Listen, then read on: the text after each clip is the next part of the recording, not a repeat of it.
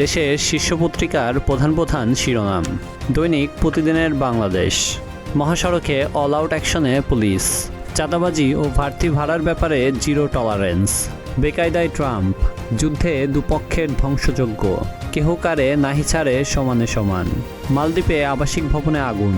5 বাংলাদেশির মৃত্যু। মির্জা আব্বাসের মস্তিষ্কে অস্ত্রোপচার। অবস্থা স্থিতিশীল।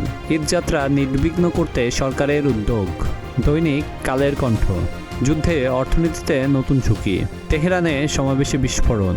মোস্তফা খামেনি বেঁচে আছেন তবে গুরুতর আহত বলছেন ট্রাম্প। জাতিসংঘে ইরানের পক্ষে শক্ত অবস্থানে রাশিয়া ও চীন।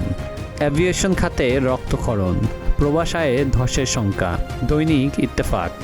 উত্তর ইসরায়েলে ক্ষেপণাস্ত্র হামলা। বিস্ফোরণে কেঁপে উঠল তেহরান। তেল স্থাপনায় হামলা হলে অন্ধকারে ডুববে আরব বিশ্ব। হুঁশিয়ারি ইরানের। নির্বাচনী ট্রাইব্যুনালে পরাজিত 35 এমপি প্রার্থীর মামলা। দৈনিক সমকাল। জ্বালানি সংকটে ঈদযাত্রায় ভোগান্তি বাড়ার শঙ্কা।